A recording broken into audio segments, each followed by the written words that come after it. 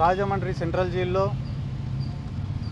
Liquor కేసులో ఏదైతే ఈ కూటమి ప్రభుత్వం వాళ్ళు అక్రమంగా ఒక కట్టు కథను అల్లి మిథున్ రెడ్డి గారి పైన బనాయించినారో ఆ లిక్కర్ కేసులో లోపల ఉన్నటువంటి మిథున్ రెడ్డి గారిని కలవడానికి ఈరోజు ఈ రాజమండ్రి సెంట్రల్ జైలుకు రావడం జరిగింది. మిథున్ రెడ్డి గారిది ఈ గవర్నమెంట్ వచ్చిన తర్వాత అరెస్టు జరుగుతుంది అని చెప్పి ఇదేం మాకు పెద్ద ఆశ్చర్యం కలిగించిన విషయం ఏం కాదు. ఎందుకంటే గతంలో తెలుగుదేశం పార్టీ అధికారంలో ఉన్నప్పుడు కూడా మిథున్ రెడ్డి గారి పైన కేసులు పెట్టినారు.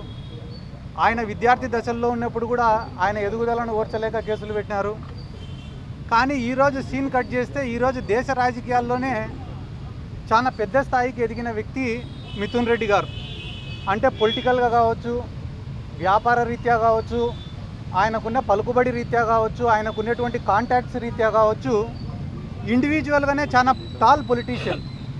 కాబట్టి చిత్తూరు జిల్లాకు సంబంధించినటువంటి వ్యక్తి, అటువంటి వ్యక్తి అంత ఎదిగిపోతే, అంత పైన స్థాయిలో పెద్ద స్థాయిలో ఉంటే రేపు ఫ్యూచర్లో తెలుగుదేశం పార్టీకి కావచ్చు, కూటమి కావచ్చు, లేకుంటే నారా లోకేష్ భవిష్యత్తుకు కావచ్చు ఒక ఇబ్బందికరమైన వాతావరణం ఉంటుందనే ఉద్దేశంతో ఆయనను ఈరోజు ఒక అక్రమ కేసు, ఎటువంటి ఎవిడెన్సులు, ప్రూఫ్లు, రుజువులు లేనటువంటి కేసులో ఆయనను అరెస్ట్ చేయడం అనేది నిజంగానే చాలా దారుణం.